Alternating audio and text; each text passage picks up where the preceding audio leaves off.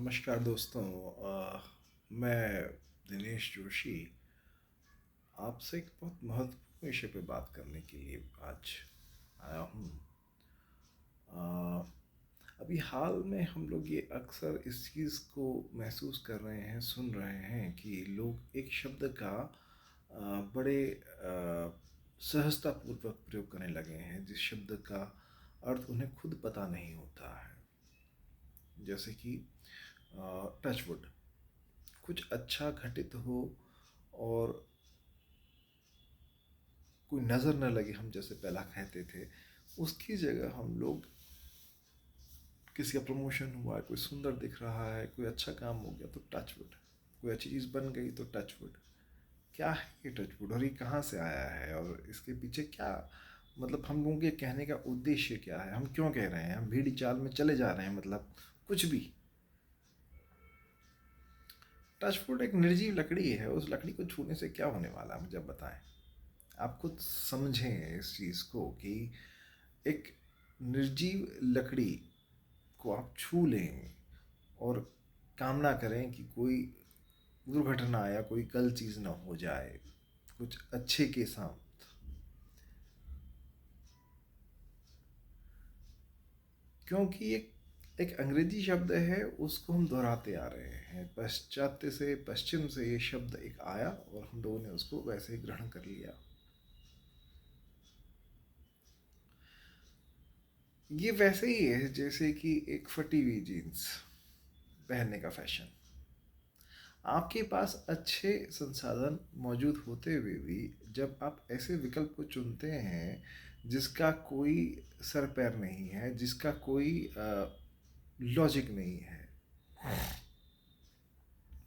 तो ये वैसे ही शब्द है। कुछ अच्छा चीज़ होती है तो हम उस ईश्वर को याद करके हम हरिओम कहें, जय श्री राम कहें, राम राम कहें, कुछ भी हम ऐसा शब्द कह सकते हैं ताकि हम उस प्रभु को, उस ईश्वर को, उसको हम याद करें। वो किसी भी पंथ का हो, वो मुस्लिम लोगों का हो तो वो उसको याद करें, क्रिश्चियन है तो उसको याद करें। पर टचवुड क्या है इसका लॉजिक, इसके पीछे के इस बोल शब्द को बोलने के पीछे का आधार क्या है और उससे क्या होने वाला है। हम अगर उस ईश्वर को याद कर रहे हैं, हम कम से कम ये महसूस कर रहे हैं कि हम उसको धन्यवाद कह रहे हैं। हम उस ईश्वर को जो सर्वोच्च है, जो सब कुछ सब चीज़ों का पालन करता है, सब उसी के आधार से है, हम उसको याद कर रहे हैं, हम उसका धन्यवाद कह रहे हैं। हम उससे कह रहे हैं कि इसकी रक्षा करना। कोई सुंदर लग रहा है, कोई अच्छी चीज़ बनी है, कोई प्रमोट हो गया, कोई गाड़ी ले गया, टचवुड, तो तब तो समझ में आता है। बट टचवुड कह देना क्या आधार है, मेरे तो आज तक समझ में नहीं आया। तो कृपया अपने शब्दों में, अपने विचारों के शब्दकोश में उन शब्दों को ही आप ग्रहण करें, शामिल करें जो कि आपके विचारों में कोई लॉजिक को स्थापित करता हो।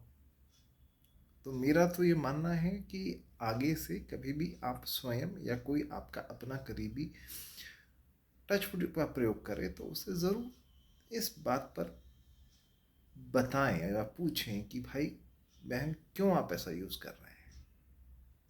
तो यहीं अपनी बात को मैं विराम करूँ दूंगा और आपसे अपेक्षा करूंगा कि आप लोग इस चीज़ को यूं ही नहीं कि चलते चलते ही कोई चीज़ ग्रहण कर ली, आधार हो, कोई लॉजिक हो तो समझ में आता है। तो आपसे ये कामना करता हूँ कि आप लोग इसको अपने शब्दकोश में सुव्यवस्थित करेंगे और ठीक से प्रयोग करेंगे। हरिओम, जय श्री राम।